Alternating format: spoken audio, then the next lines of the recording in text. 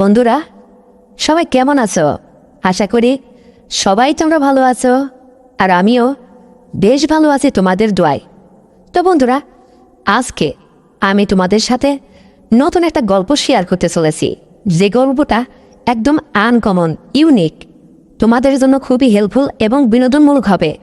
আশা করি এই গল্পটা তোমরা শুরু এবং শেষ অবধি মনোযোগ সহকারে শুনবে, তাহলে নিশ্চিত অনেক বিনোদন পাবে, অনেক খুশিও লাগবে তোমাদের বিনোদন দেওয়ার জন্যই আসলে প্রতিনিয়ত আমি বিনোদনমূলক ভিডিও আপলোড করে থাকি। তো চলো দেরি না করে মূল গল্পে যাওয়া যাক। তার আগে বন্ধুরা, তোমাদের কাছে আবার একটা ছোট্ট রিকোয়েস্ট, তোমাদের জন্য এত কষ্ট করে কন্টেন্ট তৈরি করি তোমাদের বিনোদন দেওয়ার জন্য, তোমরা যদি আমাকে একটু সাপোর্ট না করে তাহলে কেমনে দেখায়? তাই তুমি যদি ইতিপূর্বে এই চ্যানেলের সাবস্ক্রাইব না করে থাকো, দর্শক না হয়ে থাকো, তাহলে চ্যানেলটাকে এক্ষুনি সাবস্ক্রাইব করে দাও। এই ভিডিওতে দেখার শেষে একটা লাইক দাও, আর ভালো লাগলে এই ভিডিওটা শেয়ার করে তুমি তোমার কাছের প্রিয়জনকে দেখা বা শোনার সুযোগ করে দাও। তো চলো মূল গল্পে যাওয়া যাক। বন্ধুরা, আমার নাম শাপলা। আমি ঠিক গ্রামে বাস করতাম, আর গ্রাম থেকে আমি শহরের কলেজে যেতাম। আর শহরের পাশেই গ্রাম, তো কলেজ থেকে আমার বাড়িটা বেশি একটা দূর হতো না।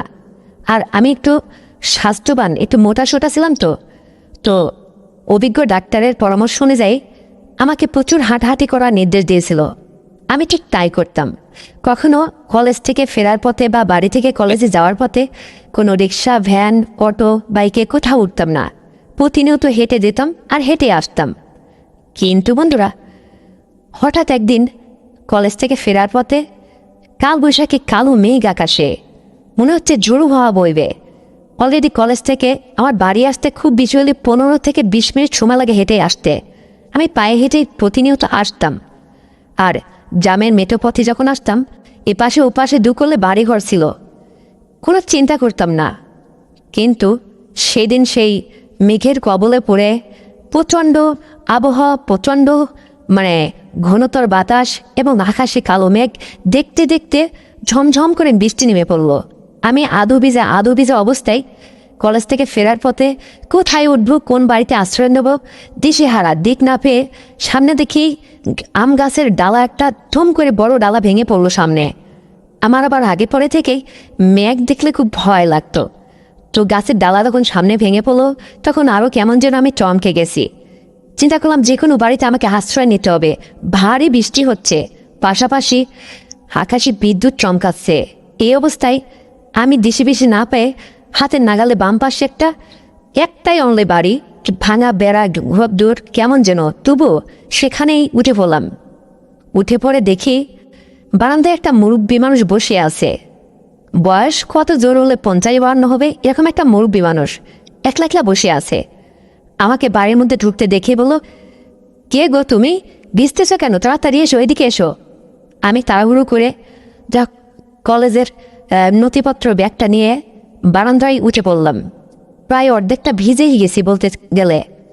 তারপর আমাকে বলল, তুমি এক কাজ করো, ভিজে তো গেছোই, ওই তোয়ালিটা নিয়ে আগে মাথাটা মুছে পালো, তা না হলে এবার ঠান্ডা লাগবে।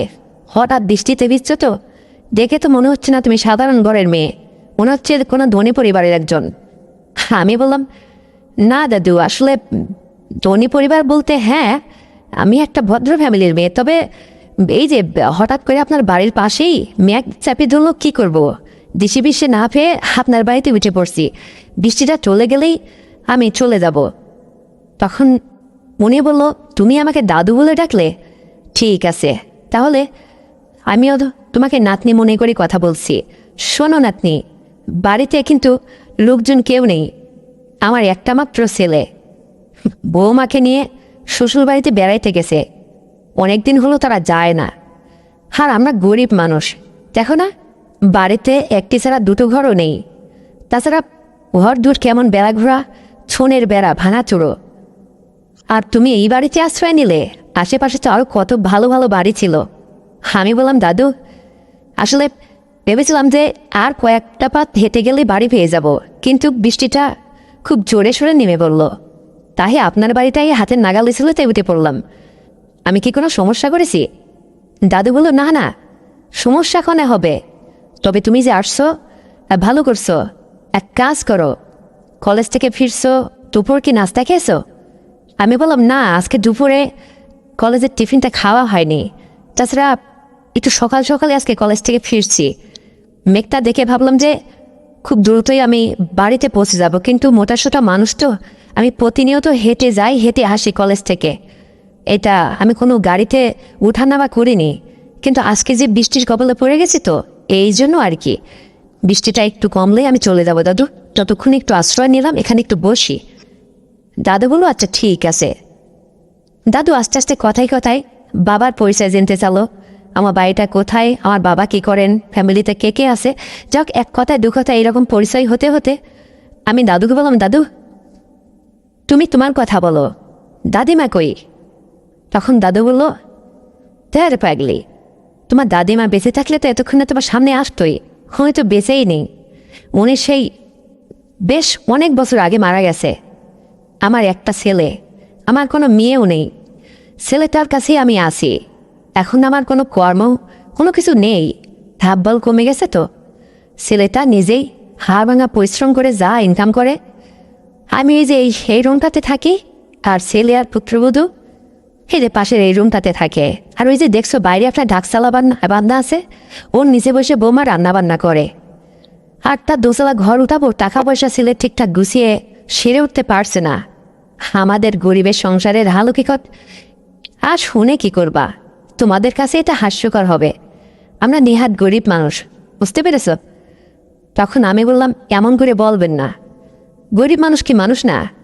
তারাও তো ঠিকভাবে খায়, দিনপথ চলে, তাতে কি হয়েছে? আমি না হয় একটু শুনলামই, বা এমনভাবে কথা বলছেন যেন মানে পৃথিবীর সবাই দোনেলোক হয়েই আসে। হয়তো আমার দাদাও একসময় গরিব ছিল, আমার বাবাও হয়তো একসময় তার টাকা পয়সা এখন ছিল না, এখন না হয় বাবা চাকরি বাকরি করে টাকা পয়সা আছে, তাতে কি হয়েছে? এক কথায় দুই কথায় দাদুর সাথে আমার বেশ খানিক সময় কেটে গেল। প্রায় সন্ধ্যা হব হব ভাব, কিন্তু আকাশে মেঘের গর্জন আর বৃষ্টির ঝমঝম আওয়াজ টিনের চালার উপর দিয়ে যেন আরও ঘন হয়ে পড়ছিল। আমি আরও গভীর থেকে গভীর চিন্তায় পড়ে গেলাম। চিন্তা করলাম, এখন কি করি? বাড়ি তো এখনও প্রায় 1.5 কিলো হেঁটে যেতে হবে। তাছাড়া এই মেঘের জিলকানি, এই যেভাবে বিদ্যুৎ চমকাচ্ছে, যেটা দেখলে আমি আগে পিছে মানে ভয় পাই মনের কাছ থেকে। এমনিতেই মেঘ আমি দেখলে আমি ভয় পাই, তবে তার সাথে বিকট ঝোড়ো হাওয়া বইছে, আর ভারী মুষলধারে বৃষ্টি হচ্ছে। চিন্তা করলাম, বৃষ্টি তো ছাড়ছে না, তাহলে কি করি? হঠাৎ করে দাদু আমাকে চিন্তিত দেখে বলো, কি ব্যাপার নাতনি, মনে হচ্ছে তুমি ভারী চিন্তিত আছো? তুমি এক কাজ করো, তোমার কাছে তো মোবাইল আছে, তুমি বাড়িতে তোমার আম্মুকে ফোন করে বলে দাও যে আমি একটা জায়গায় খুব নিরাপদে আশ্রয় নিয়েছি, মেঘ বৃষ্টি হচ্ছে তো, তুমি আমার জন্য চিন্তা করো না। আর যদি বৃষ্টি নাই ছাড়ে, তাহলে আজকে রাতটুকু না হয় আমি এখানে থেকেই যাব। আর এটা বলো না যে এখানে আছো, তাহলে তোমার বাবা মা হয়তো অন্য কিছু মনে করে চিন্তা ভাবনা করবে। তুমি এটা বলো যে তুমি তোমার কোনো ঘনিষ্ঠ বান্ধবীর বাসায় আসো, বুঝেছ? আমি বললাম, হ্যাঁ দাদু, রাইট আইডিয়া। এটা না বলে যদি তোমার কথা বলি তাহলে একটু অন্য মন্তব্য করবে, বাবা মার টেনশন হওয়াটাই স্বাভাবিক। কারণ আমি একটা সুন্দরী সাবালিকা যুবতী মেয়ে, কলেজে পড়াশোনা করে, বাবা মা তো আমাকে নিয়ে একটু চিন্তা ভাবনা করাটাই স্বাভাবিক, তাই না? ঠিক আছে। এই বলে আমি আমার মাকে প্রথমে ফোন করলাম। প্রায় মাগরিবের আজান পড়বে গোধূলি সন্ধ্যা হয়ে আসছে, ঠিক এমন সময়। তারপরে মাকে ফোন করলাম। মা বলল, কি ব্যাপার শাপলা, এই সন্ধ্যা হয়ে যাচ্ছে, তুমি বাড়িতে ফিরছো না? তাছাড়া যে হারে মেঘ বৃষ্টি হচ্ছে, ছাড়ার কোনো উপক্রমই নেই, কোথায় আছে তুমি? আমি বললাম, মা একদম চিন্তা করবে না, এই মেঘ দেখে আমি আমার বান্ধবীর বাসাতে আশ্রয় নিয়েছি। প্রয়োজনে যদি সন্ধ্যা তো লেগেই গেছে, একটু দেখি না, যদি মেঘ না ছাড়ে তাহলে না হয় রাতটুকু ওদের বাসায় থেকে আসবো, কাল সকাল হলে চলে আসবো। আমাকে নিয়ে একদম টেনশন করবে না, তোর মেয়েকে আর ভুলভাল করতে পারে? মা বলল, আচ্ছা মা, এখন বড় হয়েছিস, ভালো মন্দ বুঝিস তো, আজকালকের যে দিনকাল পড়েছে, মানে বুঝিস তো মা, তুই একটা যুবতী শিয়ানা মেয়ে, তোকে নিয়ে তো একটু চিন্তা ভাবনা হওয়াই আমাদের। তবে যেখানে রাতটুকু যাপন করবি ঠিক ভালো আছিস তো, মানে নিরাপদ আছে তো? আমি বললাম, হ্যাঁ মা, তুমি আমাকে নিয়ে একদম চিন্তা করবে না, একদম নিরাপদ আছি, বান্ধবীর বাসায় আছি। বৃষ্টি যদি ছেড়ে যায় কথা দিচ্ছি আমি সন্ধ্যার মধ্যে চলে আসবো, আর যদি বৃষ্টি না ছাড়ে তাহলে মনে করবা যে আমি ওখানে আশ্রয় নিয়েছি এবং ভালো আছি, প্রয়োজনে কাল না হয় কলেজ করেই ফিরবো। মা বলো আচ্ছা, তোর বাবাকে আমি টেনশন করতে নিষেধ করব। ঠিক আছে মা, দেখে শুনে রাতটুকু থেকে আয়, যদি বৃষ্টি না ছাড়ে তাহলে তাড়াহুড়া করিস না আসার জন্য, আমি আর চিন্তা করলাম না। এই বলে মা আমি ফোনটা কেটে দিলাম। মাও কোনো টেনশন করলো না, বাড়ির থেকে একটু চিন্তামুক্ত করে দিলাম। তারপরে ফোনটা কেটে বললাম দাদু সন্ধ্যা তো লেগেই আছে, তবে তোমার ছেলে বেটার বউ তো আসবে না মনে হয়। বলো না, যদিও আসতো এইরকম মেঘ বৃষ্টির মধ্যে থেকে কি কেউ আর মায়ের বাড়ি থেকে আসে? আজকে কেউ আসবে না। আর শোনো দাদু ভাই, আমাদের বাড়িতে কিন্তু কোনো লোকজন নেই, আমি একলাই। যদি যেরকম আকাশে মেঘ, এই আবহাওয়া পরিস্থিতি দেখে আমি তোমাকে কথাটা বলছি। যদি মেঘ নাই ছাড়ে আমি তো আর রাতের খাওয়া দাওয়ার ব্যবস্থা করছি। তবে এই যে পাশে যে রুমটা দেখছো, এই রুমটাতে কিন্তু তোমাকে ঘুমাইতে হবে, পারবে তো? আবার তোমরা তো আবার ধনের দুলালি, মানে বিল্ডিং বাড়িতে হয়তো ঘুমাও, তোমাদের রুমটা স্পেশাল। কিন্তু এই যে হঠাৎ করে নাতে তুমি এই যে ভাঙা গরিবের দুয়ারে উঠে পড়ছো, কি করবো আর? এই আছে, এটাই মেনে নাও। তাছাড়া তুমি এখন এই অসময়ে কোথায় যাবে? বাইরে তো একদম না আবার কোনো উপক্রমই নেই। আমি বললাম দাদু সমস্যা নেই, তবে যে সন্ধ্যা হয়ে গেল, অন্ধকার অন্ধকার ভাব, তোমাদের বাড়িতে বিদ্যুৎ নেই? দাদু বলল না, আসলে কি বলবো, বিদ্যুৎ ছিল, কিন্তু ওই বিদ্যুৎ বিল আমার ছেলে ঠিকঠাক দিতে না পারায় তারা লাইনটা একটু মানে ক্রস করে দিয়ে গেছে, কেটে দিয়ে গেছে। তবে আমরা আসলে এই সময়টুকু ওই কেরোসিনের তেল দিয়ে সেই পূর্বের মতো ল্যাম্প জ্বালিয়ে এখনও থাকি, আদি যুগের মতো। আমি বললাম তাই, আচ্ছা সমস্যা নেই, তবে আমার ব্যাগে অবশ্যই পাওয়ার ব্যান্ড আছে, মোবাইলটা ততক্ষণে চার্জ দিয়ে দেবো, এবং আমার ডাটাও আছে, চলবে আপাতত। তখন বললাম দাদু এক কাজ করি, আমি তো ভিজে গায়ে আছি, মানে আদৌ ভিজে এখনও তো পোশাকটা চেঞ্জ করলাম না। তোমার পুত্রবধূ অর্থাৎ আমার ওই আন্টির কি কোনো এরকম কোনো পোশাক আশাক আছে যেটা হয়তো আমি একটু এটা চেঞ্জ করে ওটা পরতাম? দাদু বলো অবশ্যই আছে, তুমি চিন্তা করো না, ওই রুমটাতে যাও, দেখো আমার পুত্রবধূর সালোয়ার কামিজ আছে, আর তোমার মতো এরকম মোটা সোটা উঁচু লম্বা বেশ, তোমার গায়ে ঠিক হবে। আমি বললাম ঠিক আছে, তুমি বারান্দাতে ওয়েট করো, আমি একটু দেখি ড্রেসটা চেঞ্জ করে আসি। এই বলে পাশের রুম থেকে তার পুত্রবধূর সালোয়ার কামিজটা আমি ঠিক পরে আমারগুলো আমি একটু শুকাইতে দিলাম। তারপরে বললাম দাদু আমি তো সেই সকালে বেরিয়েছি খাওয়া দাওয়া করে, দুপুরের খানাটা খাওয়া হয়নি। বলি কি এখন হয় টাকা নিয়ে দোকান থেকে আমার জন্য খাবার নিয়ে এসে দাও, অথবা আমার জন্য যদি কোনো ব্যবস্থা করতে, ক্ষুধা পেয়েছে খুব। দাদু বলল আরে নাতনি, তোমার দাদু যদি এখন রাত্রে এক পটু খায় তুমিও পাবে, চিন্তা করো না, আমার ভাত পাশের বাড়ি থেকে আসবে। আমি বললাম ঠিক আছে।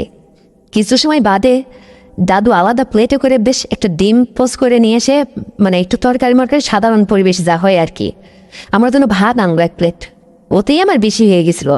আমি রাত্রে খুব একটা ভাত খাই না, ডায়েট কন্ট্রোল করতাম, একটু স্বাস্থ্যটা ভারী তো এই জন্য। খাওয়া দাওয়ার পর্বটা সেরে নিলাম। তারপরে দাদুর সাথে বসে বারান্দায় দাদুর মনের অনেক ক্ষোভ আমি শুনতে লাগলাম। শুনতে শুনতে এক পর্যায়ে দাদুর মনে দেখলাম যে অনেক গভীর থেকে গভীরে অনেক কথা, পুরনো কথা জমি আছে, দাদুর মনে অনেক ব্যথা, অনেক কষ্ট। তারপরে দাদু আমাকে বলল হ্যাঁ নাতনি, তোমার হাতে কি অ্যান্ড্রয়েড ফোন? আমি বললাম হ্যাঁ, কেন? বললো যে না, একটা কথা বলার ছিল, মানে আমার একটা জীবনের খুব শখ, জীবনে তো আমরা ধরো কোনোদিন বাটন ফোনটা ইউজ করলাম না, তবে এই অ্যান্ড্রয়েড ফোনের খুবই শখ, সেটা যদি তোমাকে বলি তুমি আমার কথা রাখবে তো? আমি বললাম কেন রাখবো না, জাস্ট একটু মোবাইলের কিছু একটা দেখবে, এই তো। ঠিক আছে আমি দিচ্ছি, তবে এখনই? দাদু বলো না, তুমি কথা বলো, আমি যখন ঘুমাইতে যাবো তখন তোমার কাছ থেকে চেয়ে নেব। তবে একটা কথা নাতে, তোমার নামটা কিন্তু জানা হলো না। আমি বললাম ও হো, আমি তো ভুলেই গেছি দাদু, আমার নাম শাপলা, সবাই আমাকে শাপলা বলেই জানে। তবে দাদু একটা কথা বলি। দাদু বললো কী রে? আমি বললাম তোমরা কি চা খাও? আবার তোমরা যে কথা বলছো গরিব মানুষ, নুন আনতে পান্তা ফুরে চা কি করে খাবে? দাদু এ কথা শুনতে চট করে উঠে বলল হ্যাঁ নাতনি, গরিব হলেও অন্তত আমাদের বাড়িতে চা খাওয়ার একটু পরিবেশ আছে, আমি একটু আবার ওই রং চা খাই তো, এই লিকার আছে। তবে এর পাশেই দেখো উনুন জ্বালানোর ব্যবস্থা আছে, তুমি যদি একটু উনুন জ্বালিয়ে 2 কাপ চা করতে না। এই যে ঘন ঘন ভারী মুষলধারে বৃষ্টি হচ্ছে, এর মধ্যে তোমার আর আমার কথার ফাঁকে যদি 2 কাপ গরম চা হতো না, ভারী জমতে ভালো। আমি বললাম ঠিক আছে দাদু, আমারও আবার ঠিক সন্ধ্যার পরে চা খাওয়া অভ্যাস তো, ভালোই হলো। কই একটু লেকার এনে দাও তো। দাদু ঠিক লেকার এনে দিল। আমি দুজনের জন্য স্পেশাল 2 কাপ চা তৈরি করলাম। দাদু আমি বাইরে চেয়ার পেতে বসে খেতে খেতে দাদুর মনের অনেক কষ্ট, অনেক জমানো কথা শুনতে লাগলাম। আমার দাদুর কথায় না আসলে কার মধ্যে যে কী লুকানো থাকে, এটা মানুষ দেখে কখনো জাজ করা যায় না, বিচার করা যায় না। সেই মানুষটাকে যদি একটাবার বোঝা যায় না, তাহলে তার গভীর থেকে গভীরের কথাগুলা শুনলে একটা মানুষ তার ভিতর সম্পর্কে বুঝতে পারে। যেমনটা ওই দাদু 50-52 বছর বয়স হয়েছে, তাতে কি হয়েছে?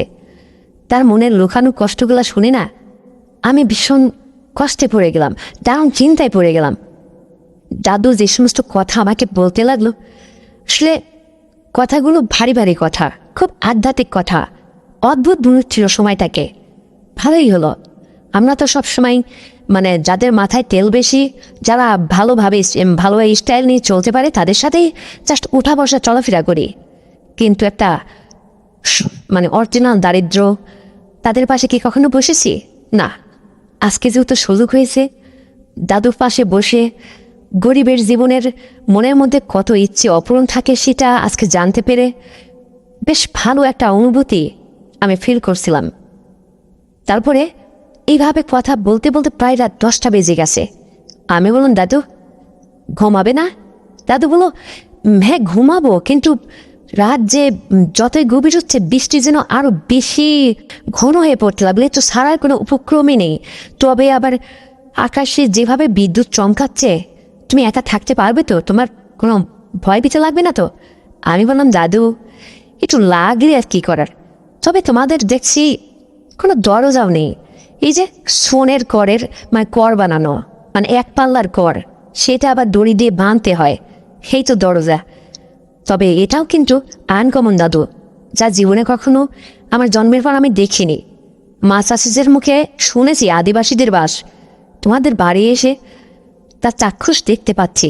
খুব ভালো একটা অনুভূতি দাদু। দাদু বলল হ্যাঁ, সব পরিবেশেই মিশতে পারলে তবেই সমস্ত কিছু কম বেশি অনুভব করা যায়, না আপনি বোঝা যায়। যেমন দেখো, আমি একটা গরিব ঘরে, মানে যেভাবে আমার ছেলেটা দিন নুন আনতে পান্তা ফুরে, সেই সংসারে আমার কোনো কিছু ইনকাম করার অ্যাবিলিটি নেই। একটা বিয়ে শাদী যে করবো, তাকে খাওয়াবো কি? আমার ছেলে আমার পেটের আহার জোগাইতেই ঠিকঠাক বিদ্যুৎ বিলটাও দিতে পারে না। মানে আমাদের নুন আনতে পান্তা ফুরে এরকম অবস্থা। তারপরে আবার আমি যদি এই বয়সে এখনো আমার যা ধাব্বল আছে, চাইলে আমি একটা বিয়ে করে সংসার করতে পারতাম, কিন্তু তাকে খাওয়াবো কি? আসলে এই বয়সে না পারি কোনো ছোটোখাটো কর্ম করতে, না পারি মানে বড় লেভেলে কোনো কিছু জোগাইতে। আমি কিন্তু শিক্ষিত ছিলাম, এসএসসি পাস সেকালের। তবে মাঝামাঝি থেকে যা অবস্থা হয় আর কি, না পারছি ছোট কাজ করতে, না পারছি বড় কাজের নাগালে যেতে। সব মিলে আমার জীবনে সব থাকলেও সেটা মনের মধ্যেই গুপ্ত রেখেছি। সব কিছু বিসর্জন দিয়ে এভাবেই পড়ে আসি, বাকি কালটা হয়তো এইভাবেই চলে যাবে। দাদুর এইভাবে জমানো আর্তনাদ কথাগুলো শুনতে শুনতে আমার মনের মধ্যে যেন একটা কৌতূহল তৈরি হলো। তারপরে দাদু বলল ঠিক আছে নাতনি, তুমি যেহেতু আমাদের বাড়িতে মেহমান, খাওয়া দাওয়াও সারা হয়ে গেছে, অনেক কথাই হলো, ঠিক আছে তুমি যাও এখন একটু বিশ্রাম নাও। বিছনা খাতে আমি দেখো সব ঠিকঠাক করে দিয়েছি, ওখানে গিয়ে শুয়ে পড়ো। যদি ঘুম না ধরে ততক্ষণে মোবাইল দেখো, আমি একটু পাশের ঘরে যাই শুই।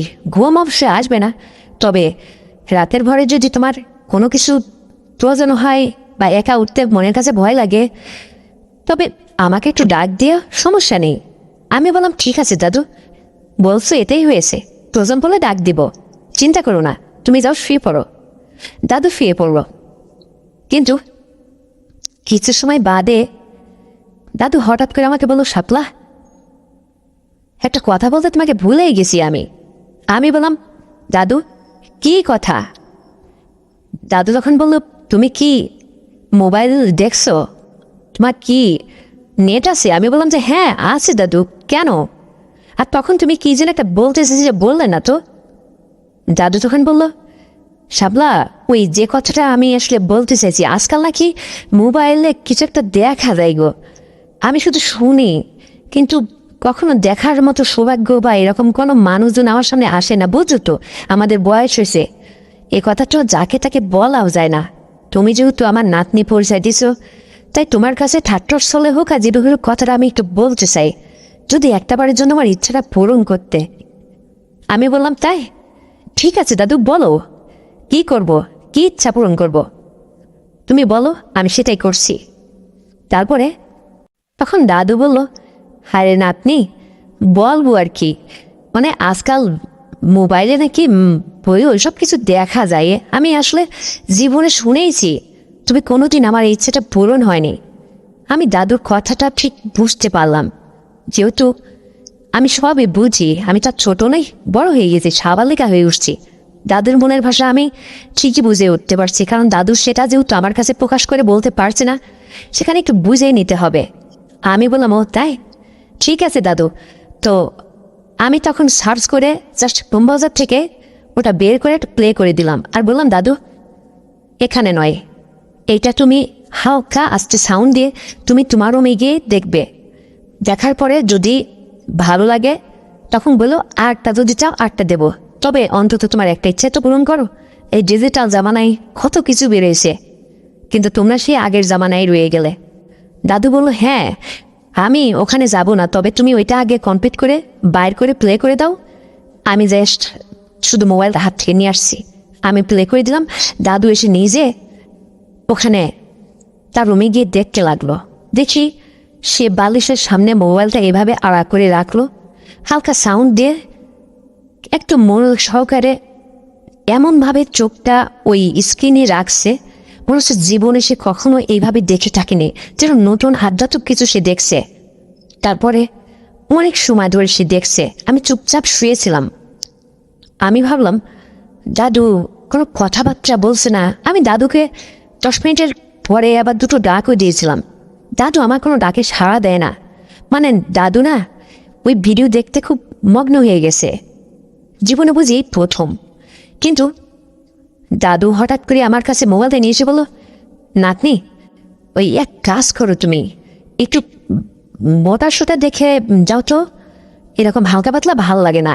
আমি বুঝতে পারলাম দাদুর মনের রুচিটা, আমি আবারও ঠিক তা করলাম, এবং ভিডিওটা অনেক লং ছিল। দাদু দেখতে লাগলো, কিন্তু দাদুকে বললাম, দাদু কত সময় দেখবে, আর এটা দেখে কি তোমার মনের অবস্থা ভালো থাকবে? তখন কি করবে? দাদু বলল, যার কেউ থাকে না তার উপরওয়ালা থাকে, আর কি করার, দাও তো দেখবো, আমার ভালো লাগছে। আমি বললাম, ঠিক আছে।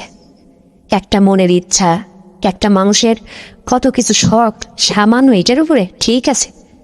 দাদু আবারও নিয়ে গিয়ে তার রুমে বসে দেখতে লাগলো। মাঝখানের পার্টিশনটা ছিল সোনের বেড়া, হালকা হালকা সোনের বেড়ার ফাঁক দিয়ে তার মোবাইলের স্ক্রিনের আলোটা আমার এই ঘরে প্রবেশ করতে লাগলো। চিন্তা করলাম, দাদু কেমন মুভমেন্ট করছে, কি অবস্থায় আছে, নিশ্চয় দেখা যাবে। আমি মুখি মেরে আস্তে করে গিয়ে বেড়ার এপাশ থেকে বেড়ার ফাঁক দিয়ে ঠিক দাদুর দিকে আমার দৃষ্টি পড়ল। দেখি দাদু ওটা দেখছে আর হাতে কিছু একটা করছে, হাতে মারছে, মানে খুব দাদুকে যেন খুব মগ্ন দেখাচ্ছে, দারুণ একটা উৎফুল্ল মনের মধ্যে আছে, চরম বিনোদন পেয়েছে দাদু, এবং কিছু একটা চলছে। আমি কিছু সময় বাদে এরকম হ্যাকার খেলে বললাম, দাদু আমি কিন্তু তোমাকে কয়েকটা ডাক দিয়েছি, তুমি উত্তর নিচ্ছ না, ভারী মজে গেছে বুঝি। দাদু বলল, হ্যাঁ নাতনি, আমার ভীষণ ভালো লাগছে, তুমি আমাকে ডিস্টার্ব করে না তো, তুমি তোমার মতো ঘুমাও, আমার দেখা শেষ হলে আমি তোমার কাছে ফোনটা দিয়ে আসবো। আমি বললাম, ঠিক আছে। তারপরে আবারও কিছু সময় বাদে উঁকি মেরে আমি দাদুকে দেখতে লাগলাম যে দাদু আসলে কী করছে। দেখি মোবাইলে ওই রকম দেখছে আর হাতে কিছু একটা করছে, এরকম অবস্থা দেখে বললাম, দাদু এটা ভালো নাই।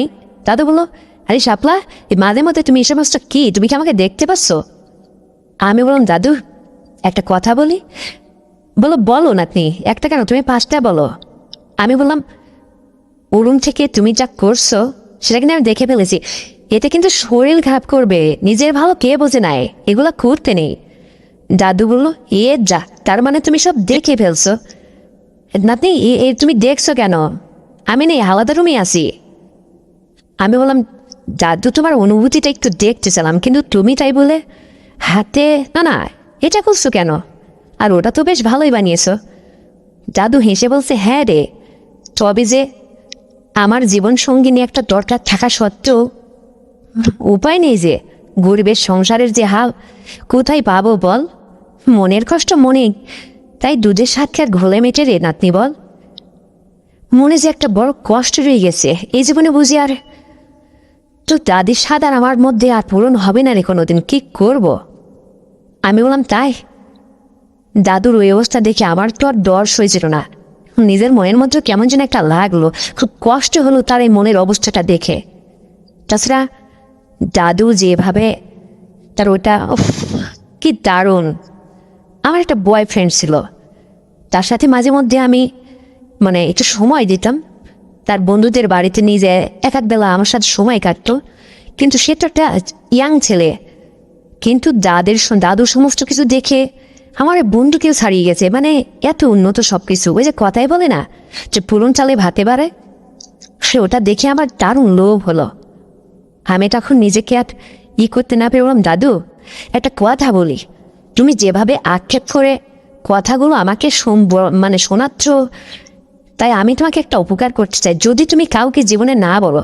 দাদু বলো, এটা কোনো প্রশ্নই আছে না নাতনি, আমার নাতনি যদি আমাকে একটু উপকার করে তাহলে তো ভালোই হয়।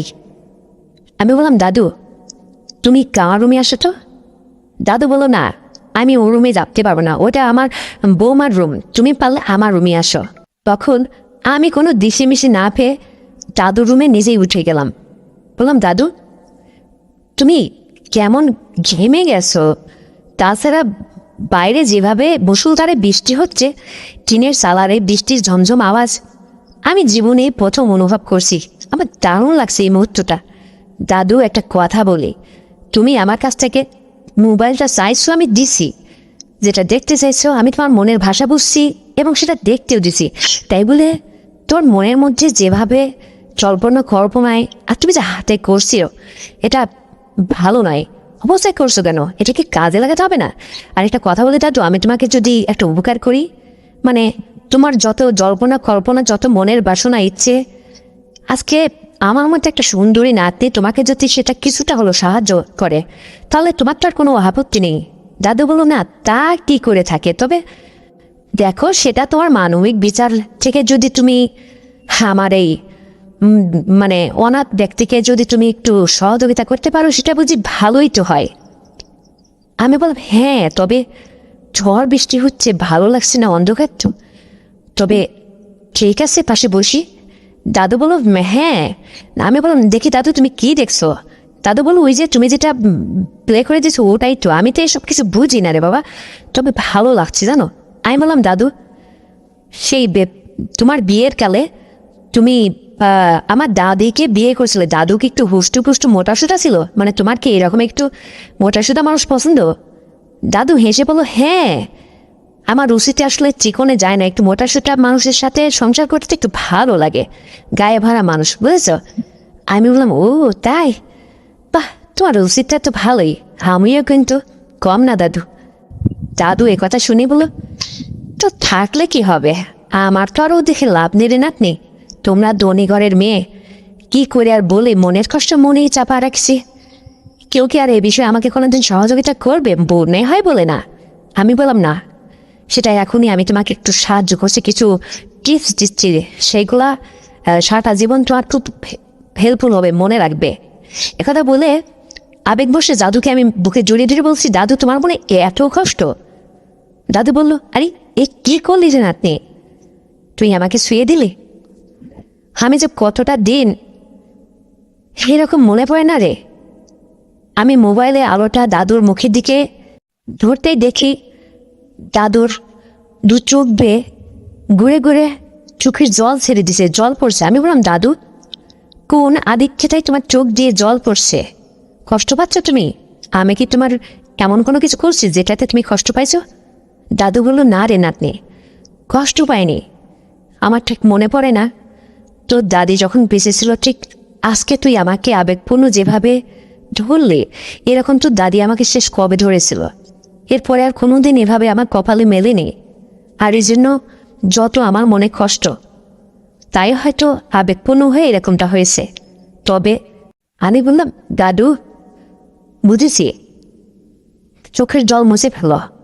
আর আর কোনো দুঃখ কষ্ট আমি তোমার জীবনে থাকতে দেবো না। আমি জানি তোমার জীবনে অনেক ক্ষোভ, অনেক ব্যথা ভরা, মনের মধ্যে অনেক কিছু চাপা রেখে তুমি চলছো এই দারিদ্রতার সংসারে। তবে আমি যদি তোমাকে এখন একটু সহযোগিতা করি। দাদু বলল, হ্যাঁ আমি বুঝতে পারছি, তবে এরকম কজন উপকার করে রে নাতনি।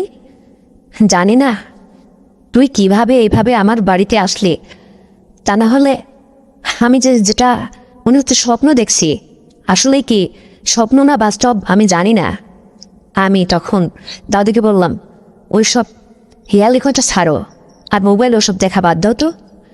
আমি ওই ও ঘর থেকে আড়াল থেকে আমি তোমার সব দেখছি, তুমি একদম ঠিক আছো।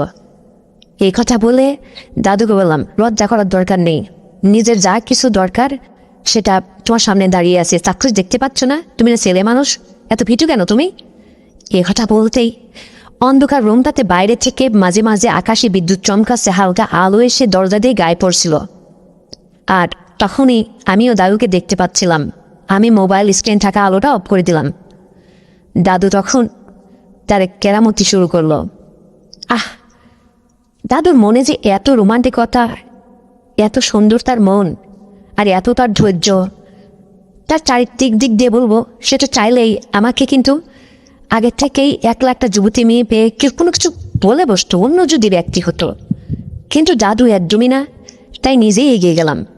তারপরে দাদু, বাবা কি বলবো বন্ধুরা, পাকা 40 মিনিট আমার সাথে যা মনে হলো যেন এই রুমের মধ্যে ঠাকুর ডুবছে, ঢোল ডগর বাজছে, আনন্দ হেগুল্লার হয়েছে। কি পুরনো মানে গরিব মানুষের থাকার বাস, মানে আর কি পুরনো খাট বাজছে, ঘ্যাকর গোগর ক্যাসল মেসর, কি আওয়াজ। তবেও আমার ভীষণ ভালো লেগেছিল, আমি অবাক হয়ে গেলাম।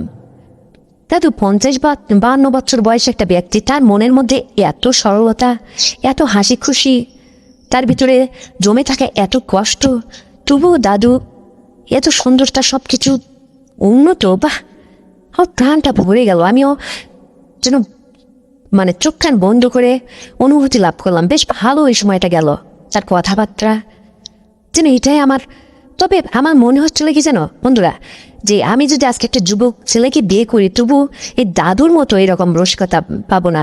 মানে ওই যে কথাই বলে না, পুরন চালে ভাতে বাড়ে, এখনও তার যা আসে না, কি বলবো, সবই চলাফেরার ইয়েতেই আসলে থাকে। আজকাল ছেলেপেলেরা নিজের জীবন যৌবনকে নষ্ট করে ফেলে। আজকাল এই সমস্ত অস্থিরতা, এটা সেটা, নেশাবান, মানে ডিজিটাল যুগে যা বেড়েছে না, তারা বিয়ের বয়স হতে হতে অর্ধেকটা নিজের জীবন থেকে ধ্বংস করে দেয়, শেষ করে ফেলে। আর পরের মেয়ে যখন বাড়িতে আসে কিছুদিন ঠিকঠাক, তারপরেই শুরু হয়ে যায় নানান রকম কৈফিয়ত, অসুবিধা। কিন্তু এই যে দাদু একদম আজ পর্যন্ত ঠিক আছে। আমি তখন ব্যাপারটা খুব ভালো লাগলো। আমি বললাম, দাদু মন বসছে, ভালো লাগছে? দাদু বলল, পৃথিবীতে এইরকম ভালো লাগা বুঝি আর আমার জীবনে জুটবিও না, তবে তুই জাস্ট করলি না তুই। আমি বললাম, না দাদু, এটাই শেষ নয়। যেহেতু আজকে রাতটুকু এখানে থাকা হবে, তারপরে তো আর কখনো তোমাদের এই পরিবারে আসা হবে না। তবে একটা কথা বলি দাদু, আমার মন বলল আমার আরও বারবার তোমার পাশে থাকতে ইচ্ছে করছে, তোমার মুখের এইরকম হাসি রহস্যকর কথাগুলো শুনতে ইচ্ছে করছে, পাশাপাশি ওইসবও। বুঝতে পেরেছ? দাদু বলল, তাই নাকি? তুই ভালো লেগেছে বুঝি? আমি বললাম, এটা কি আর বলতে হয়। তখন দাদু বলল, ঠিক আছে, তাহলে আর কিছুক্ষণ পাশে থাক না, আমরা কথাবার্তা বলি। এভাবে কিছু সময় থাকতে থাকতে আবার ওই রকম কত সময় ধরে, সেদিন রাত শেষ হতে সকাল অবধি হতে হতে একদম চোখে ঘুম নেই দুজনের। নানান রকম কথাবার্তা, গল্প গুজব, পাশাপাশি এরকম প্রায় 3বার লাইট জ্বালালো, নেভালো, কতবার উঠলো, মানে কি হলো। এক পর্যায়ে দাদুর মনটা প্রাণ মানে আমি ভরে তাকে সহযোগিতা করলাম তার মানসিক অবস্থানটা একটু ভালো রাখার জন্য। এক পর্যায়ে দাদুকে বললাম, দাদু একটা কথা বলি, তোমার মতো এইরকম বয়সী মুরব্বী মানুষ আমাদের ফ্যামিলিতে নেই, জানো দাদু? তোমাদের সংসারের যে হাল, আমি বলি কি, আমাদের বাড়িতে একটা বাজার করার লোক নেই।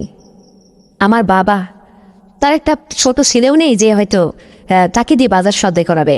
একটা টাকা দিয়ে লোক ভাড়া করে রাখছে, অন্য লোক কত টাকা নিয়ে গেল আর বাজারে ব্যাগটা নিয়ে গেল, কত টাকা ফেরত দিল, কত টাকা বাঁচলো, এটা কোনো হিসাব নিকাশ নেই। আমি যদি বলি তুমি আমাদের বাড়িতে গিয়ে আমার পাশাপাশি সারাক্ষণ থাকবে এবং আমাদের দুবেলা বাজার সদাই করে দেবে, পাশাপাশি বাড়িতেও একটা মুরব্বি দরকার, আমারও দাদু বেঁচে নেই, আমি বাবা মাকে ম্যানেজ করি, তারপরে তোমাকে এখান থেকে নিয়ে যাব, মাস শেষে তোমাকে কিছু মাইনেও দেব, পাশাপাশি আমার যতদিন বিয়ে সাজি না হয় তুমি যদি আমার পাশে এভাবে থেকে আমারও মনটা এভাবে ভালো রাখতে, পাশাপাশি আমিও তোমার মনের অবস্থানটা হাসি খুশি দিয়ে ভরিয়ে রাখবো, কি যদি আমাদের বাড়িতে যাওয়ার মতো কোনো ব্যবস্থা করে যাবে তো? দাদু বলল, হ্যাঁ নাতনি, সেইটা যদি তোমার দয়া হয় তাহলে, আমি তো আর একদমই অকর্মা, কিছু করতে পারি না, ওই ছেলে যখন যা দেয় তাই খাই, এভাবে চলি, একখানা লুঙ্গি দিয়ে 4 মাস 5 মাস অতিবাহিত করি, কেউ যদি এই দান দক্ষিণাক্ষিণ করে সেখান পড়ি, অনেক কষ্টের জীবন নাতনি। তবে যদি তুমি আমাকে তোমার পাশে রাখতে চাও, আমিও তোমাকে বারবার এভাবে সহযোগিতা করব, পাশাপাশি তোমার পাশে থাকলে তোমার যদি মন ভালো থাকে সেটাই আমার ভালো। দেখো বাড়িতে যাও। সকাল হলো, আমি খুব ভোরে বাড়িতে চলে গেলাম। তারপরে মাকে বললাম, মা আমি খুব ভালো আছি। তবে মাকে আমি একটা সত্য কথা বললাম, তখন বললাম, মা তোমাকে ওই যে কালকে আমি বলছিলাম আমি আমার বান্ধবীর বাসায় ছিলাম, তুমি তো জানো মা, জীবনে কখনো অন্তত আমি আমার মায়ের কাছে মিথ্যা কথা বলি না, তবে এখনো বলবো না, কারণ তুমি আমাকে নিয়ে একটু বাড়তি টেনশন করতে, এই জন্য কথাটা বলছিলাম।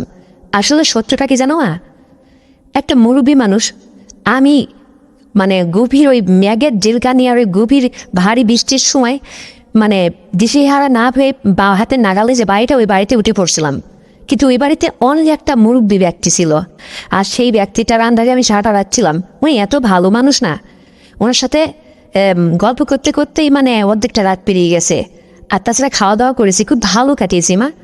তবে ওই মানুষটাকে আমি দাদু বলে ডেকেছি, আমারও তো দাদা নেই।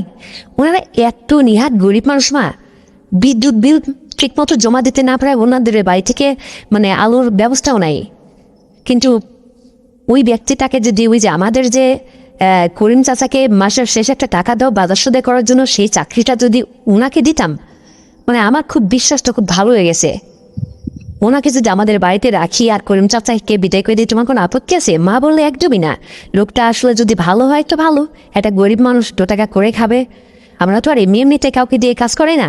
দেখ যদি কথাবার্তা বলে সে যদি আসতে চাই নিয়ে, আমি মাকে বললাম, মা শুধু নিয়ে আসাই না, আমার পড়ার যে রুম, ওর পাশের রুমটা তেমনিতে পড়েই থাকে, ও কিন্তু এখানে থাকবে, 3 বেলা খাবে, বাড়ি আনুষঙ্গিক যা কিছু প্রয়োজন এটা নিজের করেই দেখবে।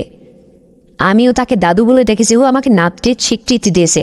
তাছাড়া তোমারও তো শ্বশুর নেই, বাবারও তো বাবা নেই, সব মিলে উনি খুব ভালো মনের মানুষ, যদি একটা বার সুযোগ দাও। মা বলো, ঠিক আছে, তুই কাইলে উনাকে নিয়ে আয়, এত করে যেহেতু তার প্রশংসা করছিস আমি দেখি।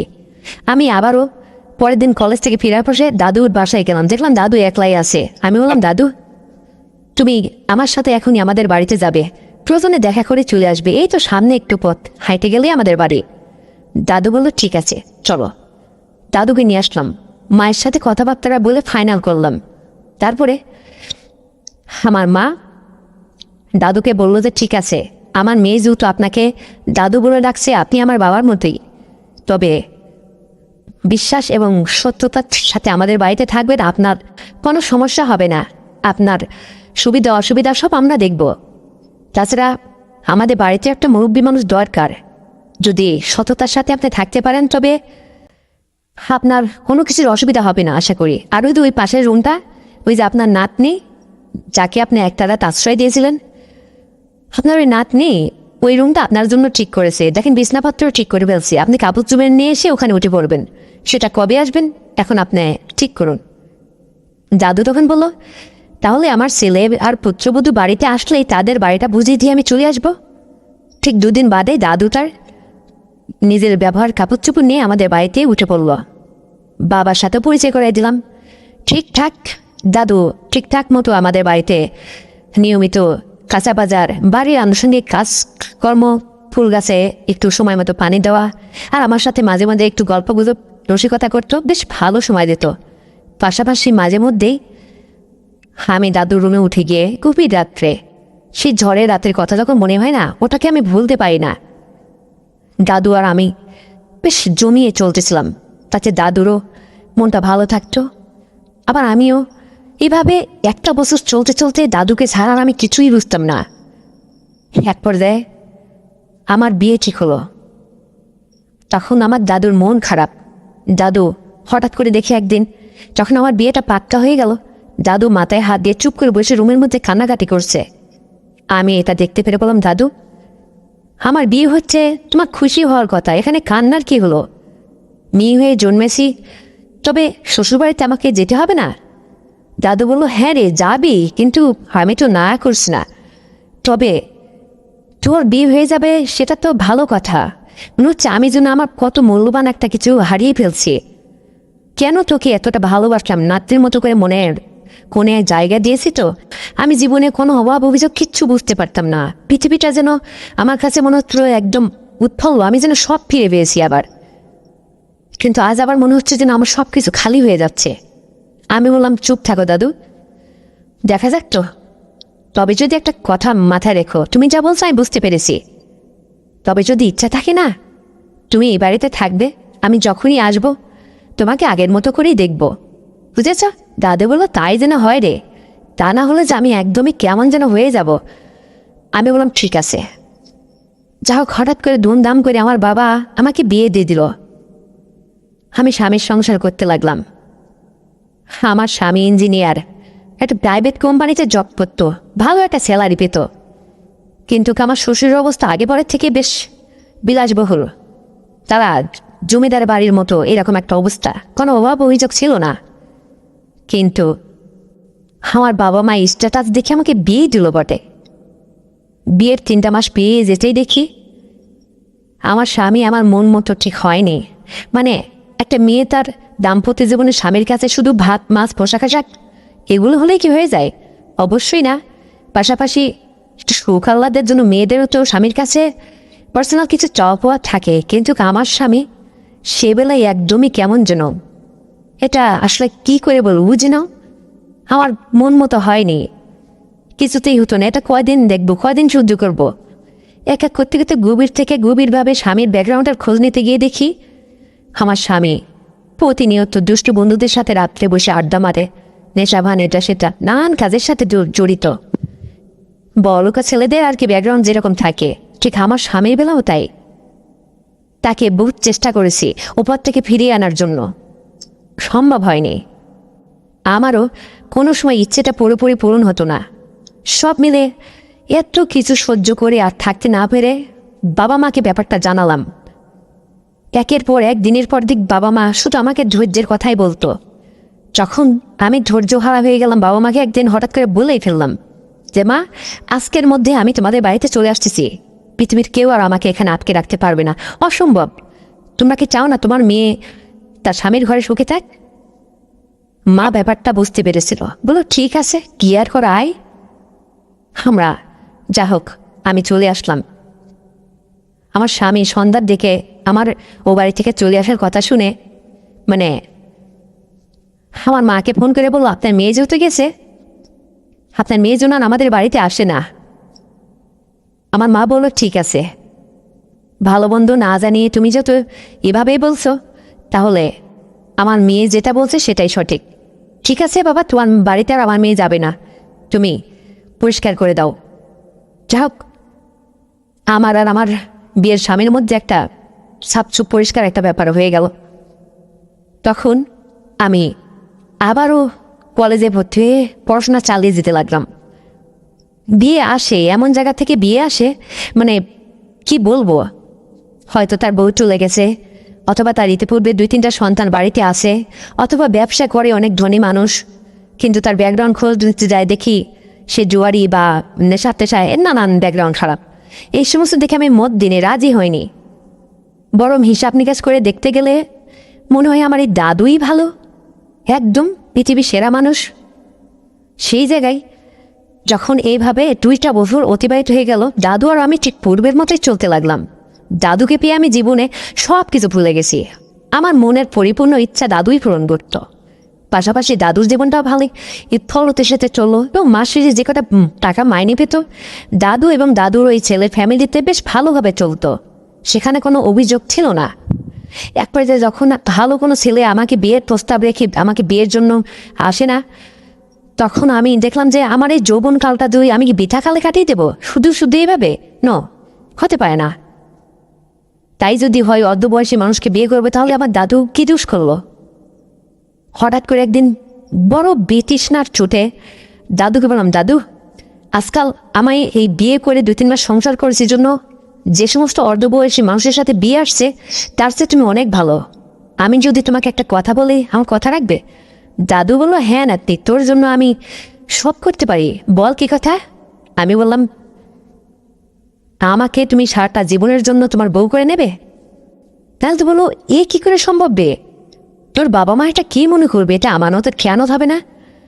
আমি বললাম, না দাদু, আমি বলি কি, দেখো আমার এখন এক ঘর থেকে ফেরত আসছে বলে যেসব জায়গা থেকে বিয়ে আসছে তার চেয়ে তুমি অনেক ভালো, আর তোমারও তো বিয়ে শাদী করার দরকার, তোমার কিছু করতে হবে না। তোমার বাকি জীবনটা চালানোর জন্য আমার নিজস্ব অ্যাকাউন্টে যা টাকা পয়সা আছে সেগুলো দিয়ে তোমাকে ব্যবসায় দাঁড় করে দেবো, দেখবে তুমি সঠিকভাবে ভালোভাবে চলতে পারবে, কোনো অসুবিধা হবে না।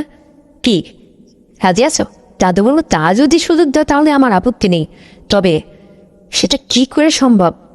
এ সমাজ মেনে নেবে আর আমার কোনো অসুবিধা হবে না তো? আমি বললাম, না সেটা একদম হবে না, আমি দেখব। তবে আমি শহরে একটা ফ্ল্যাট ঠিক করে নিই, আমার বান্ধবীর সহযোগিতায় একটা সুন্দর ফ্ল্যাট বাসা নেব, সেখানে তুমি আর আমি থাকবো। কাউকে কোনো 3 মাস 4 মাস কোনো সন্ধান দেব না, যাতে তোমার আর আমার খোঁজ করে আসল জায়গাটা যাতে কেউ পৌঁছাতে না পারে। দাদু বলল, ঠিক আছে, তোমার যেটা ভালো হয় না তুমি তাই করো। তারপর আমি আমার নিজস্ব অ্যাকাউন্ট থেকে বেশ 2 লক্ষ টাকা উঠেছি, বাবা মা কেউ জানে না। তারপরে দাদুকে নিয়ে হঠাৎ করে আমি সেই ফ্ল্যাটে চলে গেছি। হঠাৎ করে আমার ফোনে সুইচ অফ, অনেকে আমাকে খোঁজাখুঁজি করছে, আমার কোনো সন্ধান পাইনি। আমি দাদুর সাথে ওই রাত্রেই কলমাপুরি বিয়ে করে তার বউ হয়ে গেছি এবং সংসার করতে লাগলাম।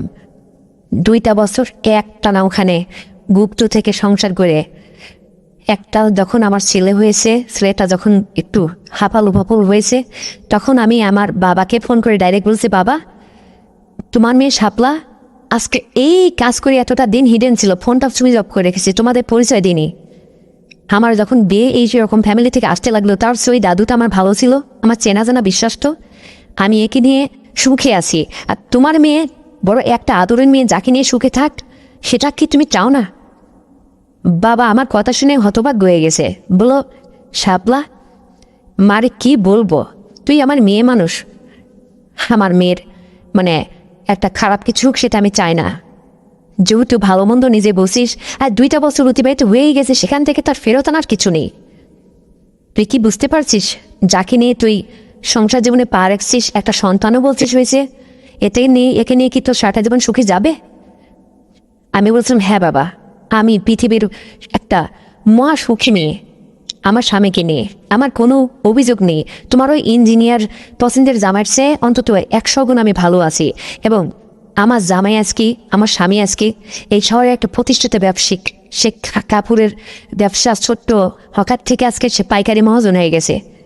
আজকে আমি 40,000 টাকা ফ্ল্যাট বাসার ভাড়া দিয়ে এই শহরে থাকছি, তোমাদের চেয়ে ভালো আছি, তবে দোয়া রেখো আরও যেন ভালোভাবে চলতে পারি আগামীতে। তারপরে বাবা এবং মা দুজনে মেনে নিয়ে বলল, ঠিক আছে তাহলে আমরা আসবো, অ্যাড্রেসটা দে। বাবাকে এবং মাকে শুক্রবার দেখে আমাদের ফ্ল্যাটের অ্যাড্রেসটা জানালাম, বাবা মা আমাদের দেখতে গেল, তারা দেখে ফ্ল্যাটের আসবাবপত্র সাজিয়ে গুজিয়ে বেশ পরিপাটি একটা ধনী পরিবারে যা থাকে, এগুলা দেখে খুব সন্তুষ্টি হয়েছিল। আর আমার দাদু শাশুড়ির সকালটা মিটল, সব মিলে বন্ধুরা আমি মহা সুখে ছিলাম। তো আমার জীবনের গল্প আজকে এটাই ছিল, এই পর্যন্তই ছিল। তো এই গল্পটি শুনে তোমাদের কেমন লেগেছে বন্ধুরা? যদি ভালো লেগে থাকে তাহলে চ্যানেলটিকে এক্ষুনি সাবস্ক্রাইব করে দাও, ভিডিওতে একটা লাইক দাও, শেয়ার করে এই ভিডিওটি অন্যের কাছে পৌঁছে দাও। ফিরছি আবার নতুন গল্প নিয়ে তোমাদের মাঝে, ততক্ষণে সবাই তোমরা ভালো থাকবে, নিজের প্রতি খেয়াল রাখবে, এই প্রত্যাশায় আজ এখানেই বিদায় নিচ্ছি।